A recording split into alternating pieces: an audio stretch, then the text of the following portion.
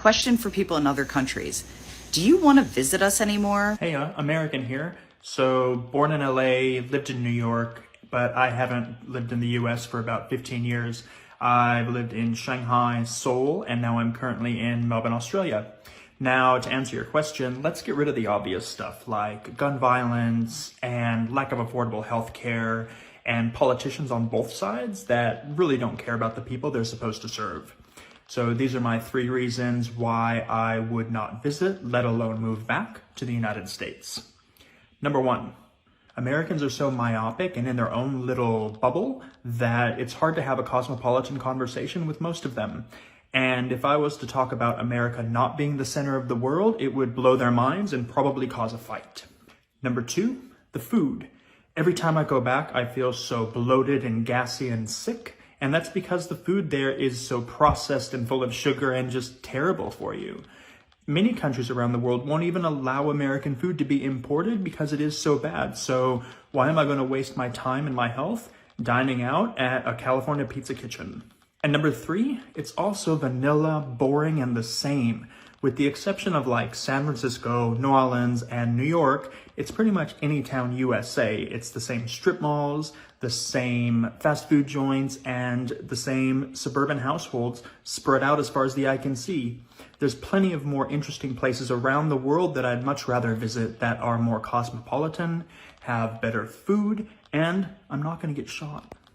Tourism to the United States is experiencing a sharp and historic decline, with millions of potential visitors choosing alternative destinations in Europe, Asia, and other parts of the world. The U.S. tourism industry supports an estimated 18 million jobs.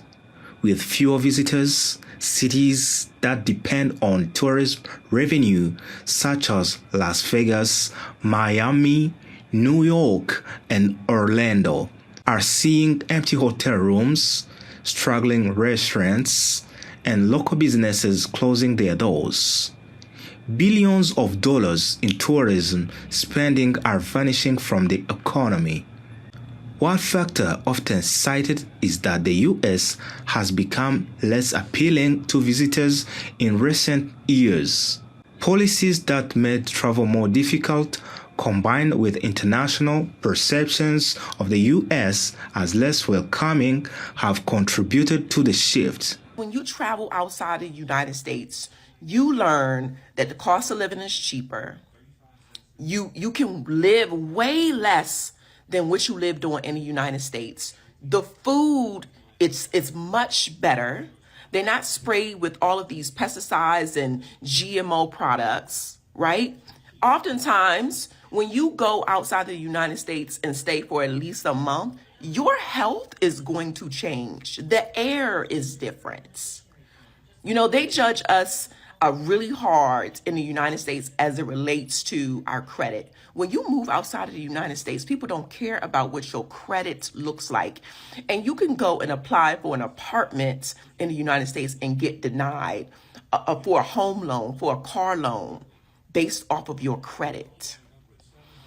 That is non-existent in another country. Do you think some people are scared to come here because they hear the stories of tourists who are detained for a few days or even a week or two? No, we treat our tourists great. We're the tourism capital of the world. There's no place like this. And there may be a little bit of nationalism, but I doubt it. I actually doubt it. President Donald Trump's immigration stance and trade tensions are frequently mentioned as having had long-term effects on how America is perceived abroad. Meanwhile, countries that were once behind in tourism recovery, such as Japan, France, and Thailand, are seeing visitors' numbers rebound and even exceed pre-pandemic levels. But it's not just about politics or policy. Some travelers cite deeper concerns, including safety, healthcare costs, and food quality. When I came to America, something that jumped out right off the bat was how individualistic Americans live. And with that comes loneliness, which I learned the longer I stayed here. People in America are so focused on making money, they miss out on the people and the life around them. I could not comprehend how long people stayed in neighborhoods, 20 years, 30 years, and still don't know their neighbors. Not just knowing their names, but knowing who your neighbor really is. Outside of capitalism, I have found America to be a very, very miserable country. I have seen that there is that connection, that interdependence that is created when you need each other. In America, anyone can afford anything. They can afford anything they want, so they never feel like, oh, I need to go to my neighbor. They never feel and ask for the smallest thing. Hence, like, build that relationship. Like, I need you today. In the future, you might need me, and vice versa. There have been countless days when I have thought simply walking the streets of my home country and just seeing people who understand me has satisfied me more than the money sitting in my account, which is not even that much. And coming from Uganda, where like America is just built up, like the best description was, America is a land of milk and honey. Like everything you need, you can get. And coming here, yes, no doubt, like you can get, you want it, you can get it. You can get it. But there is that lack of community, lack of connection that still is left empty and unsatisfied by money. People think Americans are loud, disrespectful, unruly, obnoxious, pretentious. One of my European friends said, I typically refuse to hang out with Americans, but you're all right. When Americans come to Japan, they're usually shocked that Japanese people don't speak a lot of English at all. And they'll say, why don't they speak English? But you're coming to someone else's country where they speak their language. Why don't you learn their language if you want to visit their country? Okay, guys, all these extra fees and the overpriced food and Vegas nickel and diming everyone finally might be hurting Vegas. So, listen to this. New tourism numbers paint a very dark picture. So it might be time for Sin City to take a hard look in the mirror. I'm reading a late March report from Harry Reid International Airport, the airport here in Vegas, shows that the main hub tourists travel through showed international visitors dropped a staggering 19.6% from January to February. Domestic travelers were down 6.9 during the same time span, and a total of 4 million passengers came to the airport in February, according to the same report. That's a 7.5% decline from February of last year. The horrible numbers don't stop there. Las Vegas Convention and Visitors Authority reported that visitors were down almost 12% from the same time a year ago in February of 24. So the bottom line is Vegas' greed is catching up to them. Bottom line. Get rid of resort fees, get rid of these overpriced restaurants, get rid of charging for parking, because you can go anywhere now. Vegas used to be a cheap place, nice place to vacation, and now you can, why not just go to Cancun and stay at an all-inclusive resort? Why come here? You know what I mean? I always wanted to come to America, but not anymore. Obviously, as a tourist, not to settle down, don't worry about that. But why did I want to come to America? Just because of Hollywood movies. Because I was a huge fan, I am a huge fan. I've grown up watching Hollywood movies, and I always had that in my heart that sometime in my life I must visit America and get to see that myself. But right now, I've been interacting with Americans for last 16 to 17 days. And I've realized living in America is not as good as it's been portrayed in the media. Basically, what we were expecting was free America, free health, free education, free speech, human rights, each and everything as portrayed in media. But I've realized it's not as good, it's not as simple, especially in health sector. If you have some critical health condition, if you get sick, basically you have two options. Either you go in debt or you get to die. Gun violence, for instance, remain a consistent concern among potential tourists. Others point to the prevalence of highly processed foods and the lack of accessible public transport in many American cities. Additionally, critics argue that much of the U.S. has become homogenized, featuring the same chain restaurants, strip malls, and suburban sprawls across multiple states. For international travelers seeking cultural variety and unique experiences, the appeal has faded. This trend threatens not only revenue but also America's image as a global cultural destination. This right here, the death of community in the US is so real. I'm 28, and if you ask me where people my age go to hang out that's not a late night bar at 1 a.m. on a Friday, I literally could not tell you. I don't think anyone knows, because we don't go out. We just stay in. I don't want to go to a random neighborhood bar. It's not fun. Nobody looks like they're having fun. There's no young professionals there. It's not inspiring. I can go to the gym, but nobody talks at the gym. I can go for a walk, and I'll either melt in the 105-degree weather or get struck by lightning in a thunderstorm. The coffee shops we do have are designed to be uncomfortable. They want to push you out in 30 minutes or less. The furniture is specifically designed to make you want to leave quickly. It's a vibe designed to push you out. All my friends are too busy to breathe. I've actually had some tell me I can't hang out for 4 months because I have work. We've all just silently agreed to be living like this. We used to have third spaces. Now we just have home, work, and screens. It feels so isolating. Do other countries feel this lonely, or is it just us?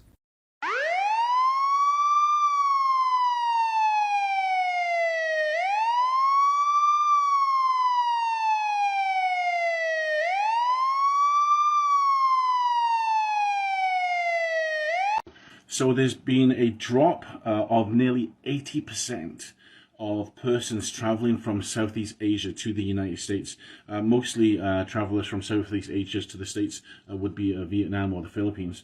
Travelers are very concerned about discrimination from Trump's administration. Folks, my name is Nick. Love you guys to let me know what you think about this in the comments. Feel free to give me a follow. I know the source for this is CNBC. 80%, holy cow. It's Joe from Georgia. So tourism season is upon us. And I can tell you what the United States is seeing. The United States is seeing a huge dramatic drop in international visitors to the United States. Now, those visitors contribute millions to billions of dollars of tourism dollars all across the United States, and specifically heavily in Florida, because everybody undoubtedly in Europe thinks that Florida is that Disneyland is the greatest place in the world to go. I don't understand that, but Florida's getting hammered on the tourism end, but it's also across the entire United States. Now, 18 million jobs are in the tourism industry. And when you're starting to lose billions of dollars, what you're going to do is you're going to lose jobs. You're going to lose revenues for small businesses. You're going to lose hotel motel taxes that support some things in local government. So the real deal is here. The world doesn't want to come to the United States, which has always been one of the top tourist destinations in the world. We're going to lose that title this year, and we know who we can owe that to. I'm American, and I live relatively close to DC, and my daughter was just on spring break, and we went to hang out in DC, visit some museums, go to restaurants. Like, we do this all the time. But it was the first time in a while I had been in DC as like a tourist, and there were a lot of foreigners in DC over spring break last week. And I found myself being like, are y'all okay? Why are you here? Because I'm from here, and I don't even want to be like, do you feel safe? Why are you here right now? But anyway, maybe it was DC, so maybe they were like diplomatic workers and they're just here for work. But I was like astounded by how many foreigners I saw. Not that that's uncommon for DC, but given the state of our country right now, I was just like, you might want to evaluate. The American dream, what is that? Whatever it is and whatever it used to be is now dead. There is no American dream. The American dream used to be you were young, you got a job. College or no college, you got a job, you started working, saved up money, found somebody, bought a house or built a house, Had a couple kids, had a little piece of property. The problem is now, today, that's unattainable. You can't get that. So 99% of people now live in apartments because you can't buy a house. You can't own a home and have a family and support your family on one income. Back then, like in 50s, 60s, 70s, and 80s, usually the husband or the father worked. Mother stayed home with the kids. That's not even a thing anymore. Now two people got to work. If you don't, it's not easy. It's a struggle. But the American dream is dead. This isn't just about the loss of tourism. Those tourists bring jobs, and those jobs are going to be lost, along with tips, and the businesses are going to struggle. Some of them are going to close. Cities like Orlando, New York, Las Vegas are already feeling the effects of the lack of travelers. If this trend continues, the U.S. could lose up to $180 billion in GDP by June of 2026. Nobody's going to want to come visit America anymore. It's just not safe. Tourism's going to come to a halt, and I don't blame them. Stay safe and stay away. A lot of travel is down into the United States from around the world. It feels like there's been reputational damage. The country's doing great. Well, prices are down, not the tourism. Gasoline's down, energy's down, tourism is going to be way up. Wait till you see the numbers. The tourism is way up. I know. Now, Canada, tourism's doing very well. We're doing very well. We're doing very well. Wait till you see the real numbers come out in 6 months from now. Wait till you see the numbers. But do you think you do not want that to be your story, especially if you are taking your family on holiday with you? We already know that Trump has a checkered history with racism, and he's managed to infect a large proportion of that country. Do not spend your hard-earned money on a country that does not appreciate you as a black or brown person. For the next 4 years, the world is your oyster. Maldives, Thailand, Bali, Hong Kong, Mexico, Dominican Republic, Jamaica. These are all amazing places. Let's not go to a country that's increasingly becoming lawless. A country where the president has no respect for the rule of law. A country where the president ignores federal judges. My family and I go to Florida every single year. We love Disney, we love Universal. But for the next 4 years, we're going to be going anywhere but. And I think that you should all do the same. European countries and Canada just issued a travel warning for the United States. Countries like Germany, Canada, Finland are warning their citizens against traveling to the U.S. They cite the risk of arbitrary detention. Experts estimate that tourism to the U.S. will tank by $22 billion. So my question to you is this. If Europe and Canada are warning their citizens against traveling to the U.S., do you really think this is the right time to risk traveling internationally if you have a green card or a visa in the U.S.? Visitors are even being told by their home countries to take their vacations and money elsewhere. Do you feel like your friends and family feel comfortable traveling there? No. Nobody I know back in England or here. And then the police can take them and just take them to a country outside the States, and then they're not a protected citizen anymore. Horror stories are emerging of treatment at the border, with one story so shocking it's got many asking if America is still safe. I think the atmosphere is changing there, so I would prefer we'll go there. I'd probably stay in Europe. A Canadian citizen got shackled and put in an orange jumpsuit and was detained by ICE in the U.S. for 12 days because her visa paperwork was messed up. This is Jasmine Mooney. She is a Canadian actress and entrepreneur. She had a job in Los Angeles. Her work visa got rejected because, I quote, the letterhead was missing the logo of her company that she was working for. So she flew down to Mexico to try to cross from Mexico to the U.S. legally. Her lawyer lives outside of San Diego, hence her going down to Mexico and trying to cross the U.S. legally. So instead of turning her away and sending her back into Mexico, they took her to a room, they put her in a tiny jail cell for a couple days, then they shackled her, put her in an orange jumpsuit, and detained her for 12 days because her paperwork was messed up. Is this how we treat people of the world now? Canada is supposed to be our allies.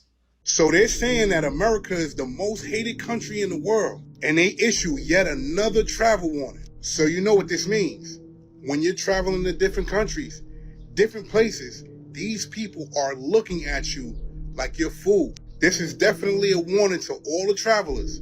Everybody who likes to go to different countries and spend their money and have a good time, be very mindful because we are on that list. So when you're planning your next trip, make sure before you plan that trip, before you pull that trigger, you know exactly where you're going. Because due to recent events, they're saying that America is not in good standing with people. And we can't move in fear, and I'm not saying that everybody doesn't like Americans. What I'm saying is be mindful. Because you don't want to go somewhere that's not close to home and can't get back to home. And this is even an eye-opener for business owners that's right here in this country that depend on tourists to fund everything. Again, they're saying that America, the United States of America, is the most hated country there is right now. Well, folks, here's the truth. Donald Trump's policies didn't just close our borders. They wrecked our economy. Tourism to the United States is down 61%. That means empty hotels, shuttered restaurants, and millions of jobs lost in cities like Las Vegas, New York, Miami, and right here at home. Why? Because Trump made America unwelcoming. His trade wars, his anti-immigration rhetoric, his fear-based policies drove tourists and businesses away. While Europe and Asia recovered, we fell behind. I'm running for Congress to change that, to open our doors, rebuild a reputation, and bring jobs back to the communities that depend on tourism.